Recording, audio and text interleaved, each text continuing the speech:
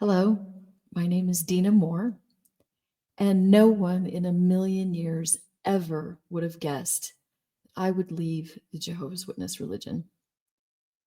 I came from 5 generations of hardcore Jehovah's Witnesses. My family is, our pillars of the religion, elders, Bethelites, international construction volunteers, hardcore. I was baptized at 10. I started pioneering at 11. Stephen Lett taught my first pioneer school. I spent time serving in Bethel of Mexico, serving where the need was great in the Dominican Republic. I was the wife of an elder. My father-in-law was a circuit overseer. I spent 38 years in the religion and 20 of those in full-time service. My story is tragic. It's full of loss and deception and betrayal. It's like Game of Thrones, JW style. This is probably going to be long because I lost my life. I lost my family. I lost my religion. I lost my kids. I lost my house. I lost my dogs. It's like a really bad country song. But please watch all the way to the end because this is a story of triumph over Jehovah's Witnesses. This is about victory over loss. And today I live in Ecuador and I made my own damn paradise. And I want you to know that you can too. This is where I live.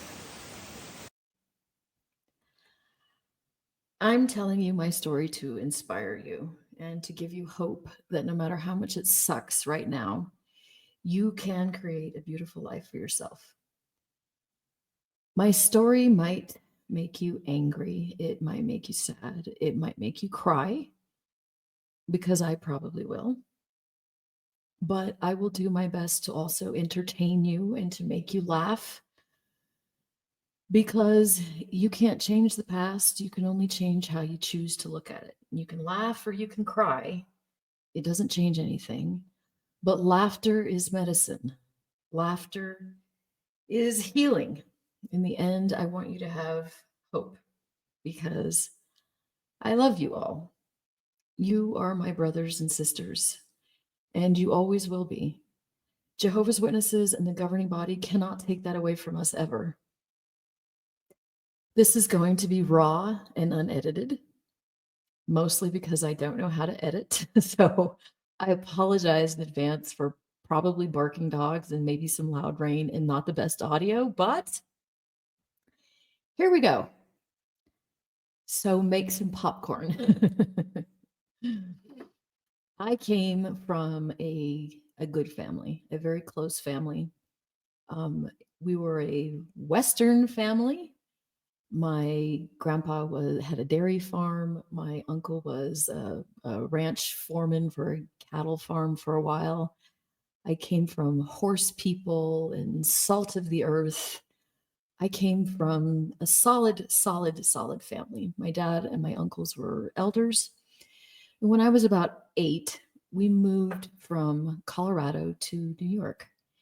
And not just New York, we moved to the Hamptons. So we caravanned. There was like 17 of us as we made this cross-country trip to move across the country to New York to the Hamptons. And so here we are.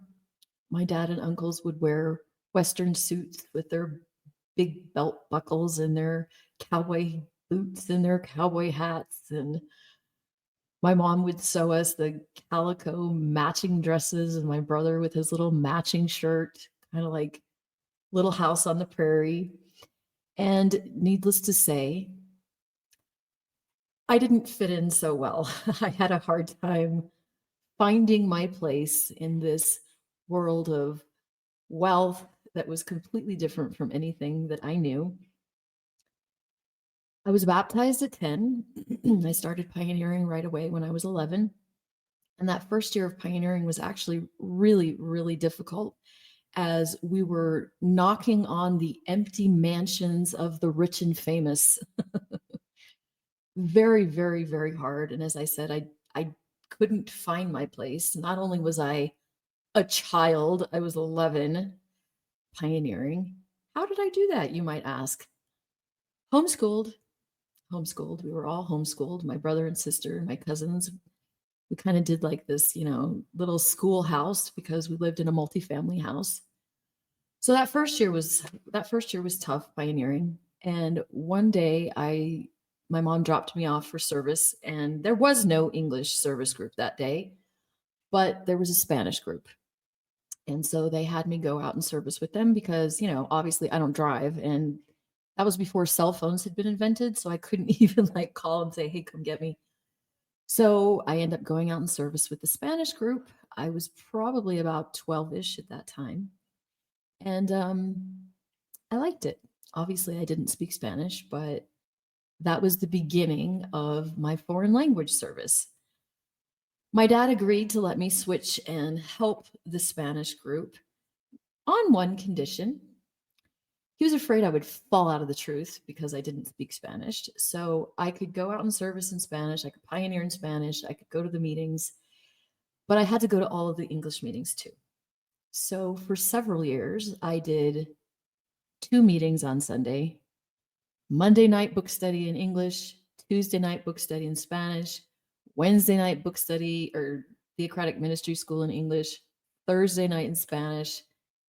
Yeah. Yeah. So not only am I pioneering, I'm going to, at that time, 6 meetings a week? Yeah. So I did not go to pioneer school in Spanish. My dad was afraid that I wouldn't get enough out of it. So when I went to pioneer school, Angelo Catanzaro and Stephen Lett were the instructors of my pioneer school. Stephen Lett was not a member of the governing body at the time, so I just thought he was a very strange character. I remember I went out in service with him, and I didn't know what to think. I was like 12ish or something like that. And he goes up to the door. He goes up to the door and he's like, Jonah received an assignment. I can't even do those facial features. But I'll never forget the householder's face. The householder was like, what the heck? And I'm like, I don't know. Every door he had a different presentation, some random, bizarre, obscure thing that had nothing to do with anything. And yeah, at that time I was in Spanish. I hadn't preached in a long time. So my presentation is like, hi, we like have a watchtower here. So here I am pioneering.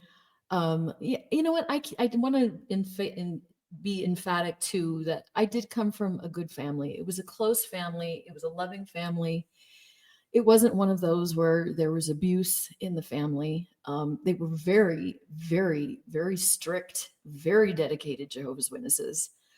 But the tragedy didn't start until later, until I got married for the first time. So you can imagine, what dating is like in Jehovah's Witnesses religion.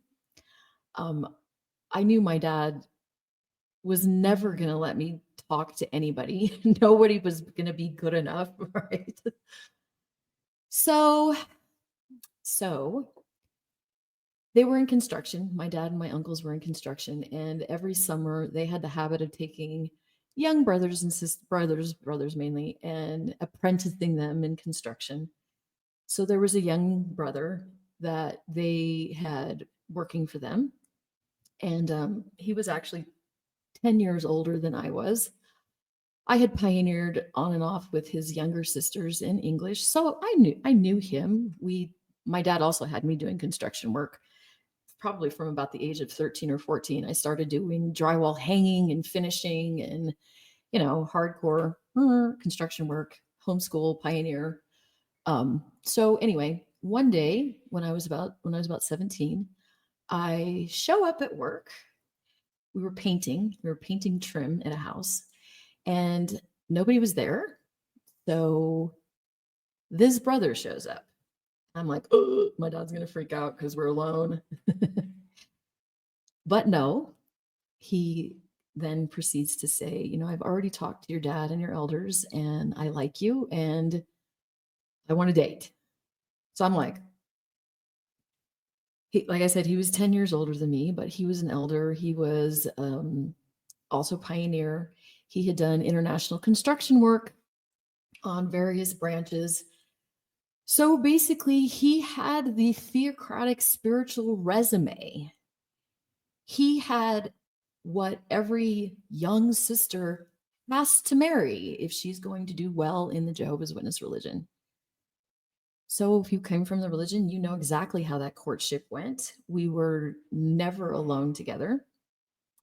He never held my hand. He never gave me a kiss. And I just kind of assumed that this is what he's so spiritual. He's so spiritual. This is what spiritual dating is supposed to be like. Yeah. So we get married. We dated for about 6 months and waited. Well, I had to wait until I turned 18. We got married like immediately 2 weeks after I turned 18. And this is where the story starts going downhill. So my wedding night, introduction to intimacy, was fairly horrific. He spent the evening crying and scrubbing himself in the shower. Before we went home after the wedding, we were the last ones at the wedding. I suppose that should have been a red flag. There were a million red flags, but I didn't know to see it. I didn't know to see it. I was homeschooled. I had never dated before. For all practical purposes, this was an arranged marriage. And I didn't know what signs to be looking for. I didn't know what was normal and what wasn't. And that first night I didn't know what was wrong. I didn't know what I did wrong. I didn't know what was wrong with me. And we didn't go on the honeymoon right away. We took a week of vacation first because we had out of town family and everything like that. And my sister-in-laws decided to take me out to lunch because they said there's some things about our family you should know. This was a pillar family on Long Island. Long-term, multi-generation, very influential family. My brother-in-law was actually on the writing department in Bethel. And so they take me aside and they're like, serious abuse of all of the children by the father and the grandfather. And they tell me some horrific stories about the family. And of course, my reaction is, what the hell? Why didn't you tell me these things before? To which their response was, well, we told his other girlfriend, she broke up with him, and we really thought he should marry you. So we decided not to tell you until it's too late.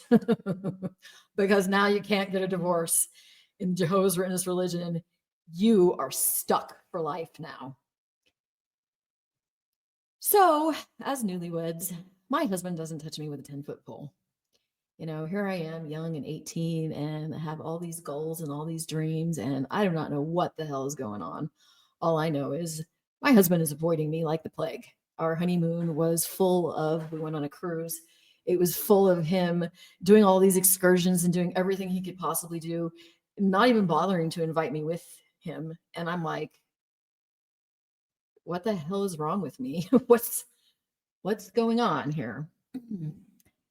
So he had a stellar reputation. He had already been on international construction projects in several different countries. And I also had a stellar reputation. At this point, I'd already been pioneering 6 or 7 years. I'd had assembly parts. I also had a good reputation. I'd worked on the regional building committee and construction because of my construction background. So we actually got special permission from Bethel to go on the branch construction project in Mexico. I think the rules at the time were, I think you were supposed to be like 21 and married at least a year. And I was only 18, and I think we'd only been married like 4 or 5 months. And they gave us an assignment to Mexico. So off we go to Mexico. And those 6 months were, I don't even know how to describe it. It was like a single person with, I don't even know what he was. He wasn't even a friend. He would be off camping with single brothers on the weekends. I wasn't invited. We spent our first anniversary in Mexico and I was alone. I remember Bethel Elder at the time, he looked at me and he knew it was our anniversary and he knew I was alone, and he gives me some flowers and he says, "These are from your husband." And I cry and I laugh and I go, "No, they're not." I'm not dumb. No, they're not. So we were there for 6 months, and by the time we got back, um, we didn't have an apartment, so I moved in with my father-in-law. That was from hell. That was a story from hell. This elder would come into the bedroom in the middle of the night. I mean, I could go into those stories, but I'm going to get on with the rest of the story.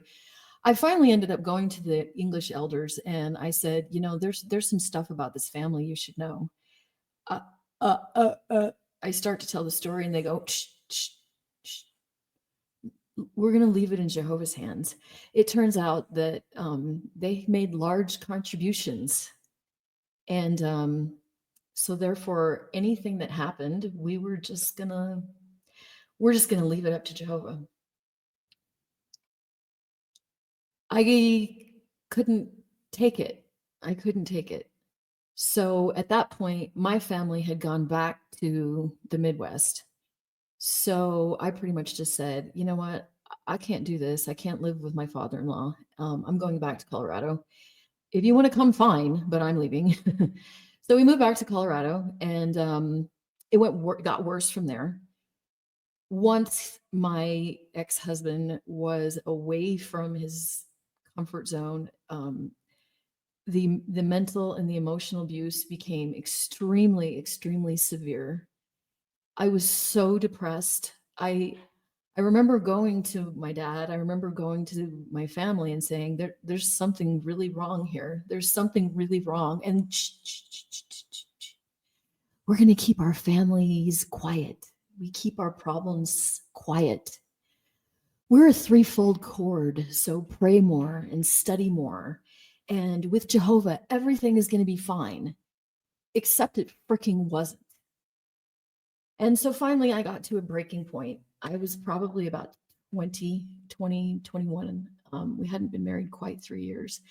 And I was so desperate I was miserable. I was suicidal. It was horrible. So as a Jehovah's Witness, you can't just get a divorce unless you have scriptural grounds for divorce. I couldn't just leave. So I went out and I found somebody and I got scriptural grounds for divorce. I called the brothers right away. Actually, it's funny. Actually, this is actually what happened. I spent the night with somebody, but we didn't actually do anything. And I call the brothers the first thing and I'm like, oh, I got to meet with you because, I spent the night with somebody. So they have their committee meeting. And of course, my spiritual head has to be present, right?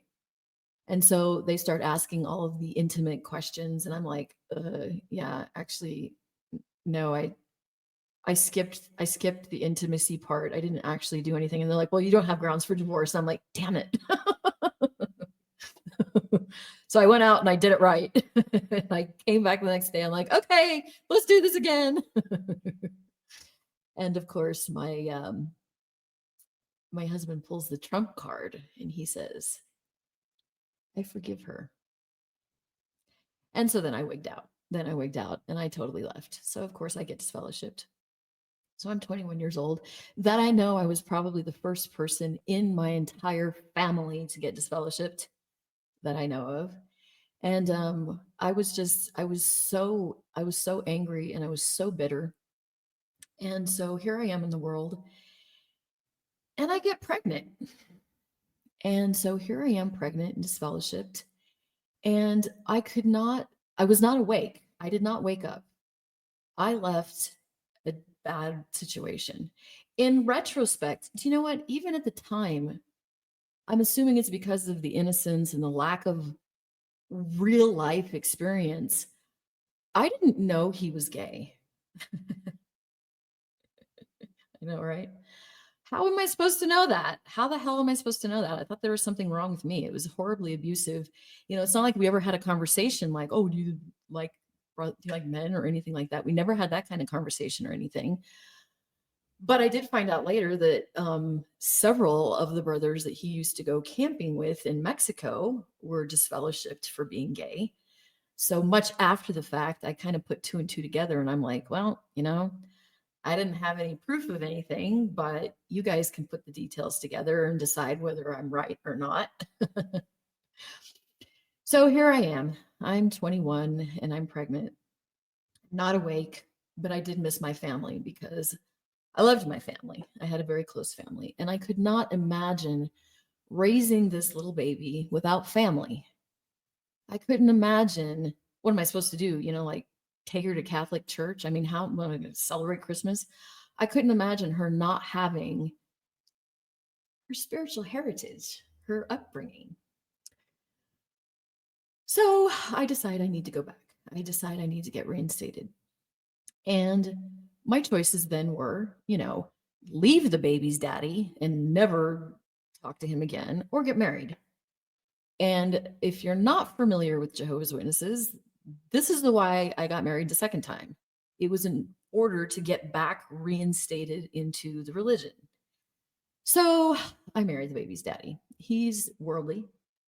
And it was probably, I mean, obviously it was not the best of decisions, but growing up in a cult, you make the best decision that you can with some really shitty options, And it was probably doomed from the start. It wasn't, I don't think it was fair to him.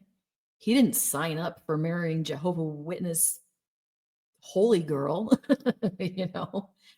So we get married and I'm working on getting reinstated. And it was the assembly convention experience of unbelieving mate that burns your literature and throws your clothes out and threatens you at going to every single meeting. That's what I was going through. So very difficult going through this process of getting reinstated. And by this time I have the newborn and I'm going to the meetings by myself, sitting there by myself in the same congregation where my first ex-husband is. That was lovely. That was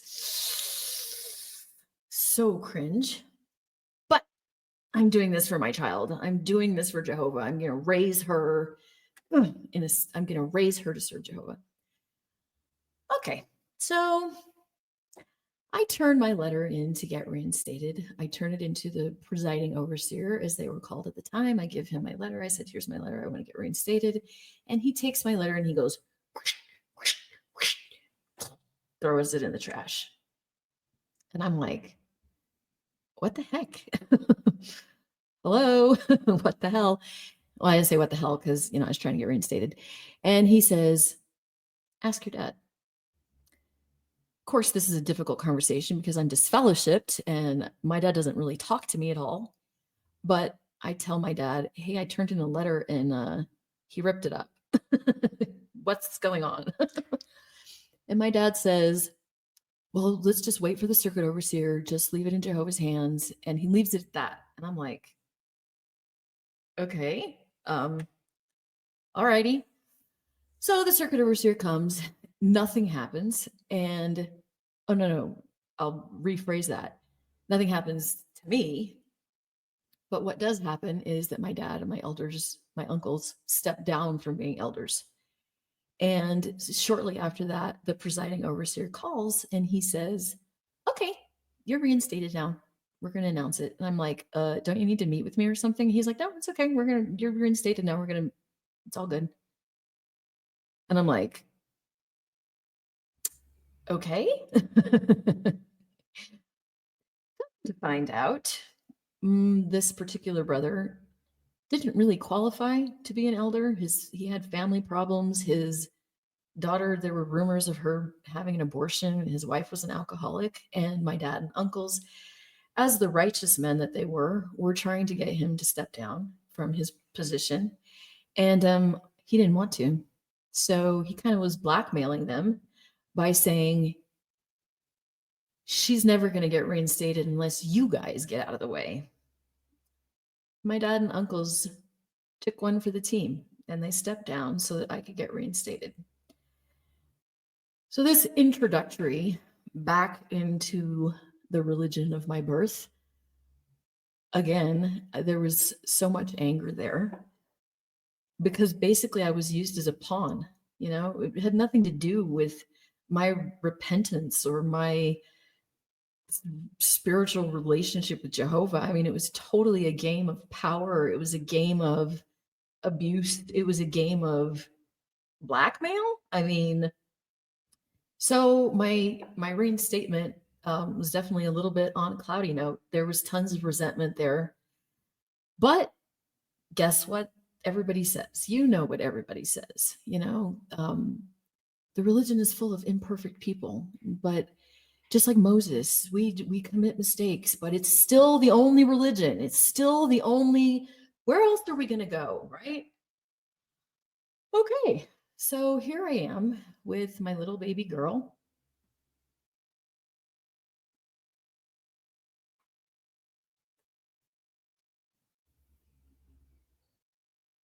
And I end up having a couple more kids, two more kids. I have 3 little kids. We were married for a total of 5 years, and then he left. We ended up getting a divorce. So here I am, in the ripe old age of 28, with 3 little kids. I've been divorced twice, disfellowshipped. I'm kind of like untouchable, you know. I'm like the pariah in the Jehovah's Witness religion. I started out fantastic, but here I am. I've been disfellowshipped, reinstated, divorced twice, 3 little kids. And at 28 years old, I'm probably doomed to never having anything in the religion ever again. And then along comes this knight in shining armor. Now, this elder in shining armor. There was a retired circuit overseer in my congregation, and he had a son. And his son was looking for a wife, and he was an elder. And so, woo, I have hope. There's hope, right? He was 20 years older than me, 20 years older than me, and an elder. And we dated by phone. Again, that's how dating with Jehovah's Witnesses go. You don't actually freaking know the person that you're marrying for all of eternity. So here I go for the 3rd marriage. I am married for the 3rd time. I guess I should have made a flow chart for the husbands. But so me and my little children, the kids I think at the time were somewhere around 5, 4, and 3 years old. I get remarried to somebody that's 20 years older and an elder, and we move to a different state. We moved to Utah. By this time, I'm back to regular pioneering, and we're in the Spanish congregation. All my little kids spoke Spanish, and of course, go figure. Husband number 3 is an alcoholic, fairly violent, smashing TVs and breaking glass, and but of course, I can't get divorced a 3rd time, right? Like, what the hell? I'm going to tough it out. I'm going to focus on Jehovah. I'm going to focus on raising my kids in the truth because that's my hope. So he's like taking a couple shots to steady his nerves before parts. And yeah, here I am. I'm in marriage number 3, and it's not pretty. It's not pretty. However, there is a good thing that came out of this marriage. He was a life coach, right? He's a life coach. And he introduced me to the technique of neuro-linguistic programming. I got the certification for this because that was the business that we did. We were life coaches, and it was my introduction to psychology. In spite of the bad personal circumstances, psychology and the human mind and NLP, the neuro linguistic programming, just like it blew up my mind. I felt like that was what I was meant to learn. I loved it. And we were in Utah. So my clients were Mormon. And I was pretty much business coaching. It was, financial goals, how to reach, how to increase your income, how to increase your business. And so the clients, when they were not making their financial goals, it was their personal life. And so they would come to me and they would say, well, you probably don't understand this because you're not Mormon, but I just left my church and I've been excommunicated and I'm lost. And, my personal life is a shambles. And I was like, funny enough, I do know what that's like, because our beliefs are not the same, but they too are our sister cult. So, with this tool of the neuro linguistic programming, I was helping these clients restructure their life post cult, how to recreate an identity, how to recreate their future, how to recreate family, how to restructure the past so that it didn't feel so tragic. And so I had created this whole program of helping these Mormons reacclimate to the world because they also consider it the world.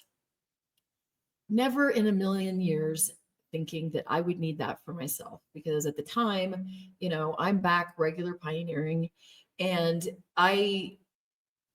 it didn't flash on me. It didn't dawn on me that, oh my God, we're a cult too. I'm still fully indoctrinated.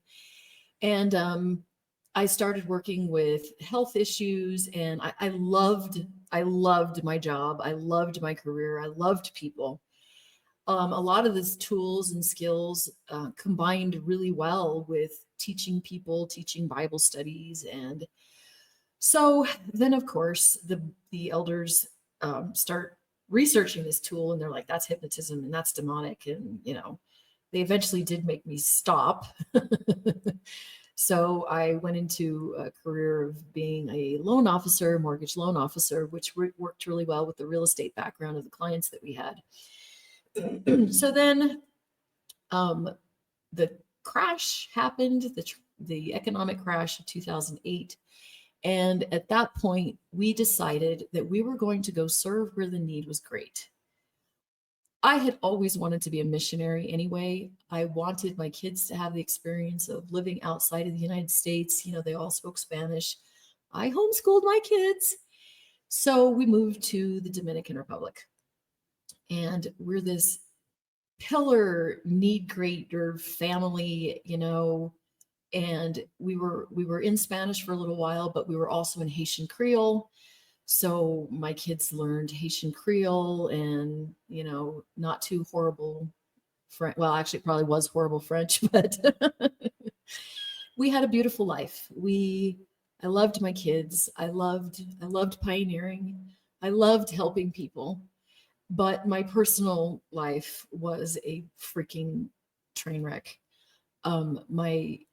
My third husband ended up having an injury. He ended up dislocating his shoulder, and he got hooked on painkillers. So prescription pain medications are super easy to get in a foreign country, and so between that and alcohol, pretty extreme domestic violence became my life. And eventually I couldn't hide the bruises. And so a very loving elder finally came up to me and he's like, there's only so many times you can say a motorcycle helmet hit you in the eye and that's why you have a black eye. And you need to come talk to the brothers. You need to talk to the brothers about what's going on because your husband is an elder giving talks about how to raise a family, and there's a problem here. So I went and I talked to the brothers because I have full confidence that doing things Jehovah's way is the only way. So he was removed as an elder and he was publicly reproved. And so he clears out the bank accounts and he abandons me and 3 children in the Dominican Republic. He goes back to our home congregation. I wanted to stay in the Dominican Republic because we did have a good life there, minus being in a cult, which I didn't know at the time. So eventually, I think it lasted probably about 4 months. And then financially, I lost everything. I didn't have a job. I couldn't support us. And so there were brothers and sisters in the congregation that loaned me the money to fly myself and the kids back to the States so that I could work for a little while. And my plan had been to work for a little bit, get myself financially stable, and go back. So when I left the Dominican Republic, we left with backpacks. I left everything there. I left the pictures of my kids when they were little. I left everything there. And I'm back in the States. And I think it's important at this part of the story to say that we had been married for 10 years. He had been the stepfather of my kids for 10 years. And so now my kids are like 14, 13, 12. And their biological father, who was never the Jehovah's Witness, he had never paid child support. He had seen the kids probably twice in those 10 years. And so here I am back in the States, not in my home congregation. I had gone to where some other friends were in California, and my third husband, the ex-elder, the deleted elder, dude, I need a flow chart again. Even I get confused at all the husbands. He was where my family was, and he was in the home congregation. So anyway, here I am in California, and the kids' dad calls me out of the blue, and he says, I want to see the kids. And I couldn't really deny visitation because he had legal visitation, you know? And so I let him take the kids, and I'm going to smoke a cigarette because this is where the story gets rough. And I'm not a Jehovah's Witness, so I can do whatever I want. So he takes the kids and says, you're never going to see them again. So of course I panic, and I contact, legal advice, and there was nothing I could do right away because legally he had 8 weeks of visitation. So until the 8 weeks was up, he wasn't in violation of anything. And so during that 8 weeks, I didn't speak to my children. He wouldn't let me speak to my kids. So when the 8 weeks were up, I was right there in Florida with my custody orders because I was the custodial parent. And I go to the police, and they said, sorry, you're not a legal resident of Florida, and this is not a Florida document, and we can't enforce this. So the court orders were out of Colorado. They said, if you get an emergency custody order, maybe there's something that we could do about that. So I go back to Colorado, which was my home congregation, where husband number 3 is. He had filed for divorce, even though we did not have legal scriptural grounds for divorce. We didn't have scriptural grounds for divorce. So I show up at the home congregation, and, hopefully that maybe I could couch surf on somebody or something while I'm trying to figure out how to get my kids back. I show up at the meeting. I raise my hand to answer, and, I get the cold shoulder. I get the dead stares. Nobody says hi. Nobody says anything. And I find out after the fact. I did not know this at the time. I did not know why nobody was talking to me. My father-in-law, my ex-father-in-law, was the retired circuit overseer. So you know how there's this letter that follows you from congregation to congregation, right? The letter that came from the Dominican Republic for my third husband, they put it through a couple of other congregations to wash it, to take out the dirty stuff. And so by the time it got to my home congregation, his letter said that he was in good standing. And he had told everyone that the reason why he left me is because I was an apostate, which wasn't even remotely true. You couldn't have been a more faithful Jehovah's Witness. I was still regular pioneering. probably not technically because my paperwork, my cards were floating all around the United States at the time, but I was still a faithful witness, and everyone thinks I'm an apostate. So I show up at my congregation for support while I'm trying to get custody orders to get my kids back, and everybody thinks I'm an apostate, including my family. And well, I can't really blame them, I suppose, because I had been through 3 marriages, right? So they're thinking that I'm rebellious and that I need to reconcile and that I need to go back to my husband to do things right and to do things Jehovah's way. Never giving a shit that he's the one that left me. He's the one that abandoned me and 3 kids penniless. He's the one that left. He's the one that filed for divorce. I'm the one that's rebellious and I'm the one that needs to reconcile. I meet with the brothers. They weren't my elders, they were the elders from my home congregation. I'm like, you guys know me. You know me. I'm not an apostate. And they're like, your spiritual head says you are. And so we go off of what your spiritual head says. So I get some emergency custody orders and I go back to Florida and they cannot enforce them. So here I am. Now custody battle starts, except I have no money and I have no support. And so I was sitting in the parking lot crying, and this really sweet old lady knocks on the door of the window of the car, and she sees me crying and she says, "What's wrong with you, sweetheart?" And so I kind of start telling her my sob story. And she says, "Let me take you for coffee." So she takes me to McDonald's and we get coffee. And she's like, "How are you going to get your kids back if you don't have a house?" And I go, "I have no freaking idea." And she says, "I have a neighbor, and she died, and her son inherited the house, and the house is fully furnished." And she says, "Let me call him and see if you can stay there."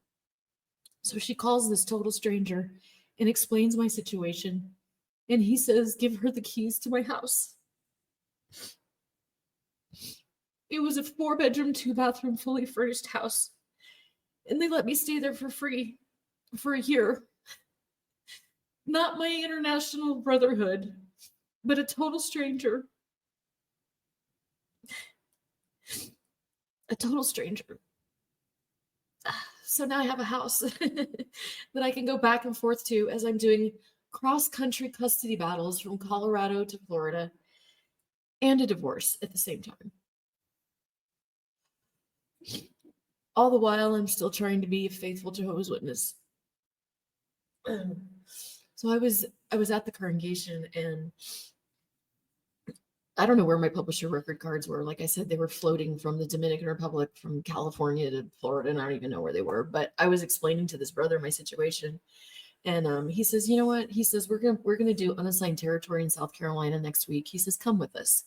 It'll be good for you. It'll be encouraging." So I go and I do unassigned territory, and you know what? It felt like a breath of fresh air. I loved people and I loved preaching. And it was a great week. It was, I felt like, Jehovah's blessing, Jehovah's watching me. And as soon as I get back, I have 2 elders that knock on my door and they say, "What have you done? You didn't have permission to do that. You're an apostate. Your husband has called us." And that is an act of rebellion. That is that is the Jezebel spirit. You cannot do anything. And I burst into tears because that was my life. So I went to one more meeting and I grab a broom and I start cleaning the bathroom, and I get called into the back room and they're like, "You're an apostate." And I go, "I'm not." And they go, "You have nothing, no privileges, nothing. You can do nothing." And I'm like, I gotta leave this in Jehovah's hands, because how can this not work out? And I gotta leave this in Jehovah's hands. He'll help me get my kids back. because I'm faithful.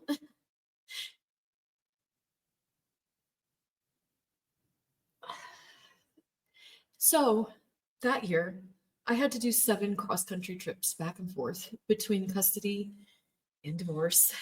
I had to do 7 cross-country trips. Here I am living in this very generous, worldly person's house who I'd never actually met before.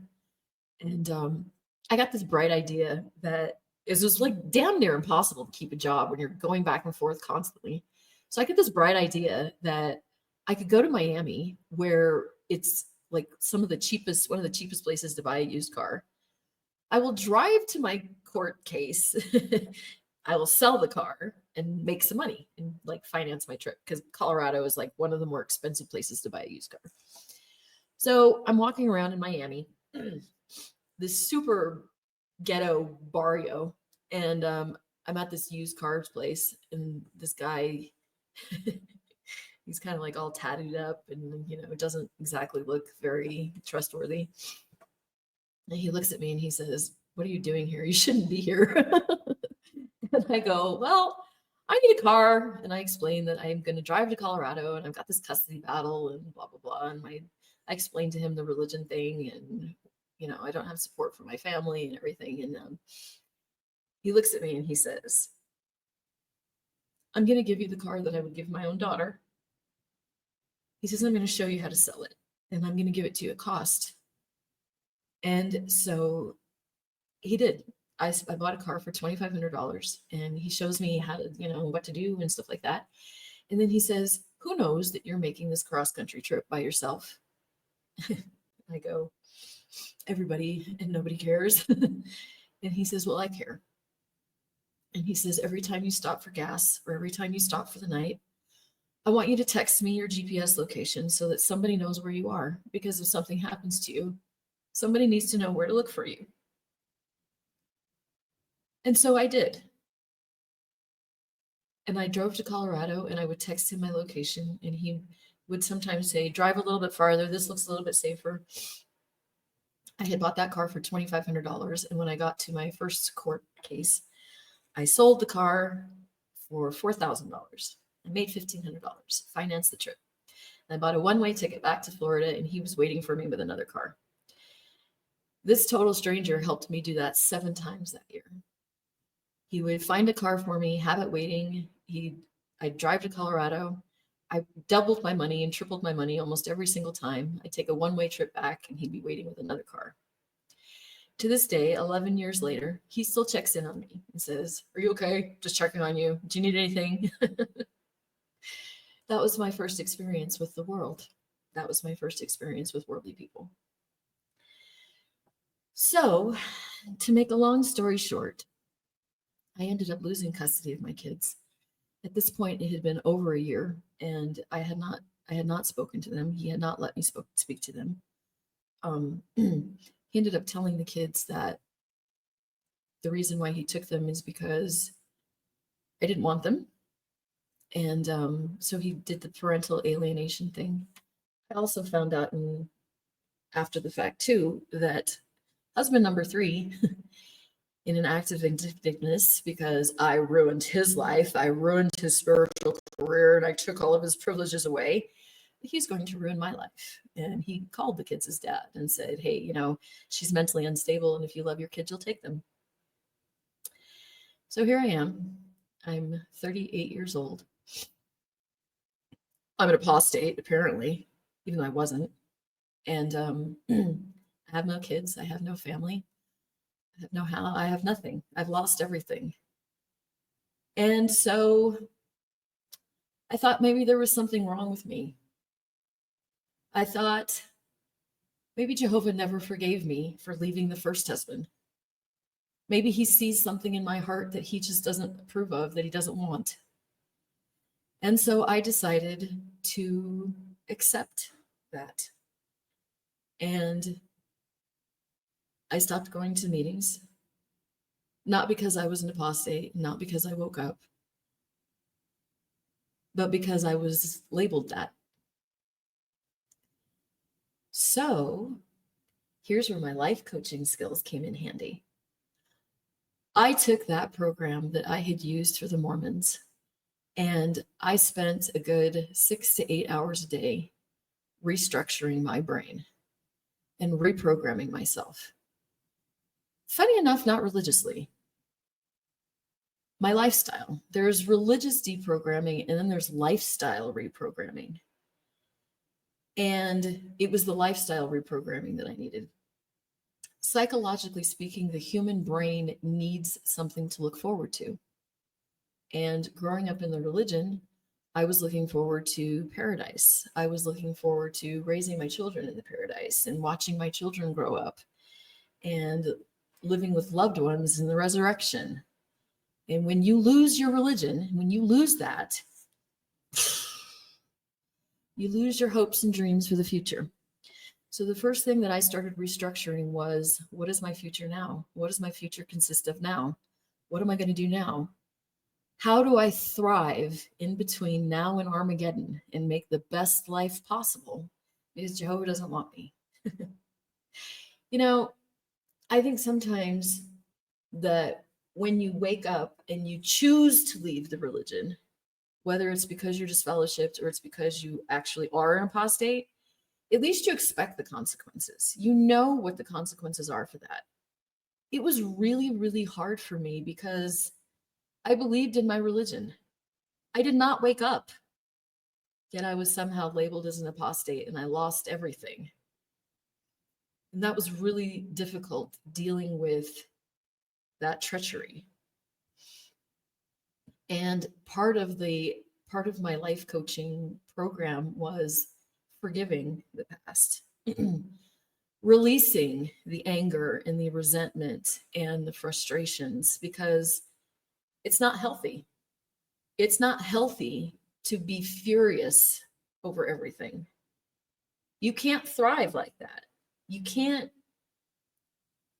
grow, you can't blossom, you can't heal when you're living in the anger zone. So I chose to let go of it. And I will probably do an entire video that goes over a lot more of that process, because I know it sounds like I'm making it easy, and it's not easy. I know it's not easy. Trust me, I know. That was the lowest point in my life. And I wasn't even sure I wanted to live anymore. I wasn't sure what I had to live for. And in the beginning, I didn't start coaching myself for myself. I started coaching myself because I thought, if my kids ever come back, I can't be a basket case. I can't be a wreck. I need to have my shit together. I need to get my financial life together. I need to get my emotional life together. I need to be strong, and I need to, I will do it in case they ever come back. And so I did. It was not a quick process. Like I said, I was taking 6 and 8 hours at a time doing my lifestyle reprogramming. So there's the future that you have to recreate, but you also have to recreate your identity. Who am I? Who the hell am I? I spent my entire life that my identity was, I'm a pioneer. I'm a Jehovah's Witness. I'm a sister in the congregation. I'm an elder's wife. You know, I'm a mom. And all of a sudden, in one fell swoop, I was nothing. I had no identity whatsoever. And I had to recreate that identity. Who am I now? What am I now? What is my purpose? What am I doing with life? And so there's the future that I had to recreate. There was my identity that I had to recreate. You know, I have this channel right here, you know, Manifesting Minds, because I had since I started doing the NLP, I believed in the law of attraction. I believed in the ability to manifest. I thought that was how Jehovah was going to bring us to perfection. These universal laws of energy is the perfect system that Jehovah has created. So I had already believed in that. I started going through my limiting beliefs. What sort of beliefs do I have? I have no education. I'm 38 years old. I have no friends. I have no family. I can't. all of those had to be completely wiped clean, swiped out completely, so that I could create empowering beliefs that anything is possible, that if I could dream it, I could do it, that I am resourceful, that I am resilient. All of those things were part of my new identity that I had to create, because I certainly did not believe that as one of Jehovah's Witnesses. I believed as one of Jehovah's Witnesses, just like all of you do, that I need to leave things in Jehovah's hands, and anything horrific that happens, we'll just wait for paradise, and then it'll be like wiped out of our memory and everything's going to be great. And now I'm not in the religion, and so I have to figure out a new way of believing, because I will die if I keep those beliefs. So that was where I started. So from here, the story starts getting a little more optimistic and a little happier. I meet husband number 4. He had never been in the religion before, and he was a very supportive man. He was a very wonderful human being. He says, "What are you going to do?" And I say, "I'm going to do real estate." And he says, "All right, let's do it. Let's go for it." He was fully empowering of me, embracing my strengths and embracing my beliefs of who am I now? What am I going to do now? The lifestyle reprogramming was actually kind of funny because, excuse me, I remember I would say things like, "Is this shirt too low or is this skirt too tight?" And I didn't even realize I was saying that. And one day he looks at me, he goes, "What the hell is wrong with you? You're a grown woman. Wear whatever you want." I was like, "Oh, okay, yeah. I forgot to deprogram that one." Or, we'd have to make a decision about, where we're going to go out to eat, or, what bill was needing to be paid or something like that. And of course, as a, brainwashed ex-Jehovah's Witness, I'd be like, "Oh, whatever you decide, I'll support whatever you decide." And he was like, "What the hell is wrong with you? You're intelligent. Just make the freaking decision. Just do it." I was like, "Oh, cult programming. Whoops." All these little things that have been programmed into us from being part of the cult. I was slowly but surely wiping them out of my memory, When we first met, I had told him too, we were talking about the future. What are we going to do with the future? I had said, "I'm not going to stay in the United States. I want to retire somewhere outside of the United States." So at first we had kind of thought about moving back to the Dominican Republic because I was familiar with the country. Eventually we decided that Ecuador looked like a really great destination, temperate year-round climate, inexpensive, easy to immigrate to. And so we had set Ecuador as our goal. And so we worked really hard, and finally we end up here in Ecuador.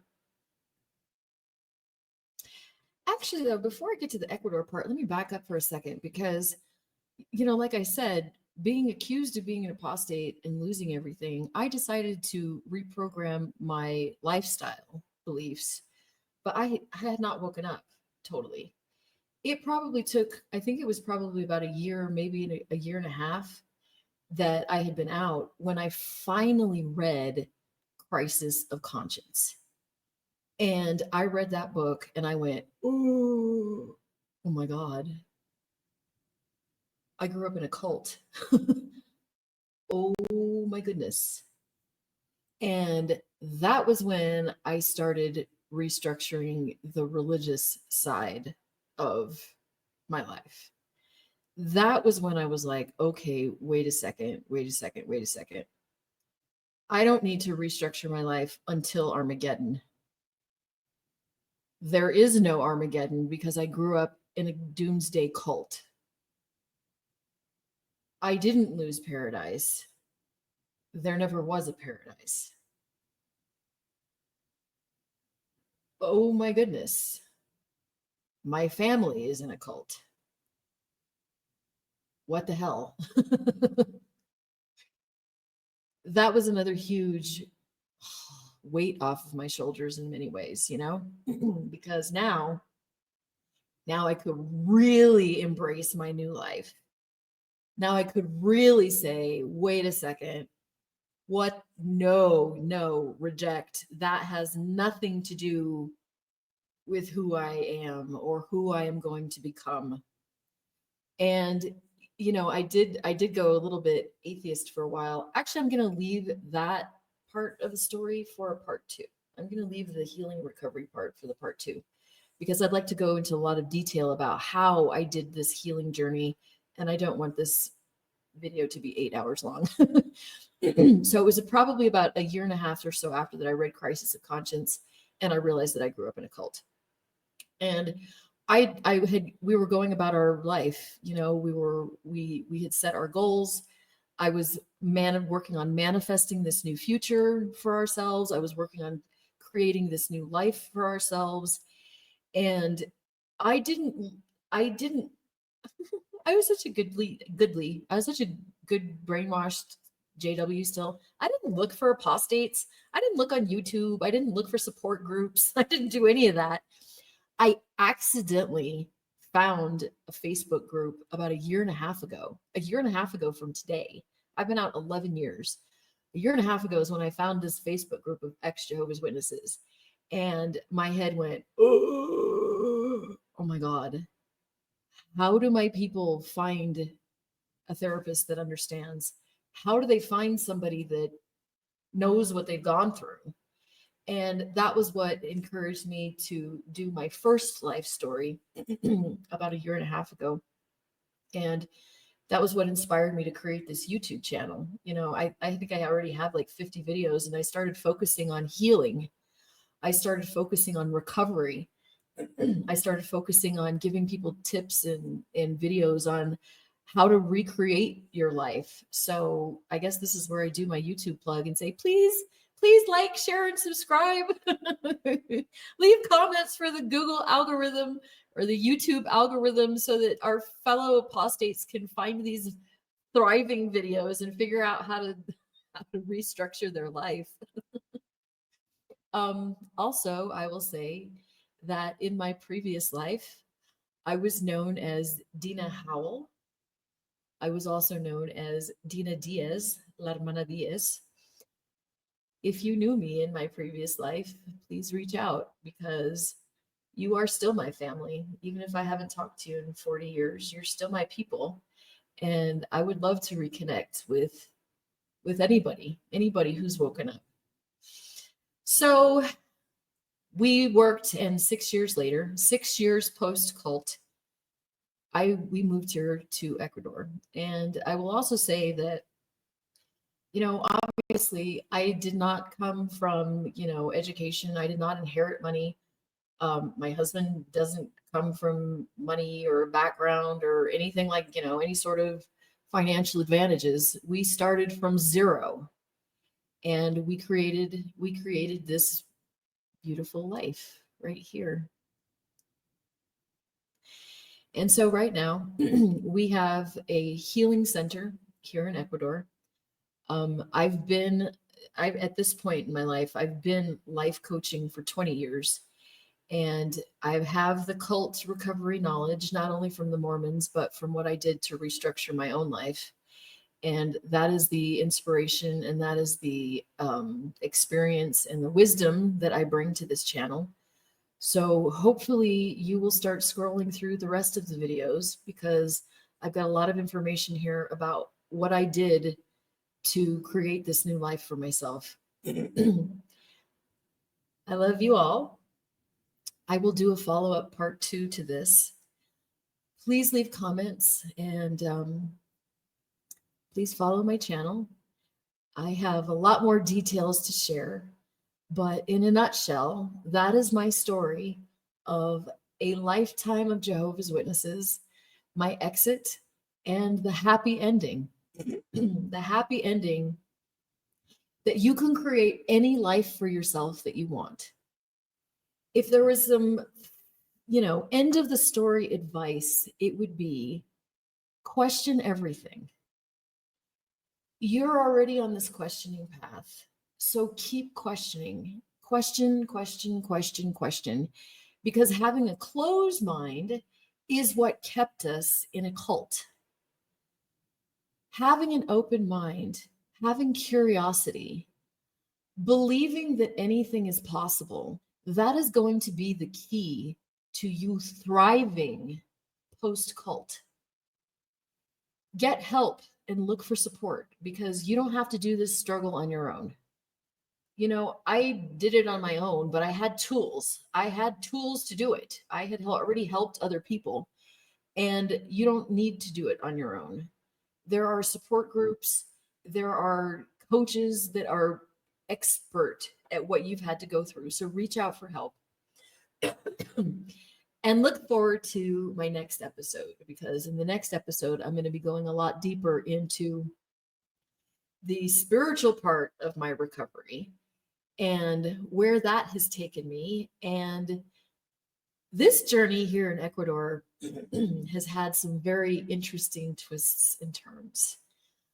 I am here in Ecuador. Like I said, we have a healing retreat. We do plant medicine here.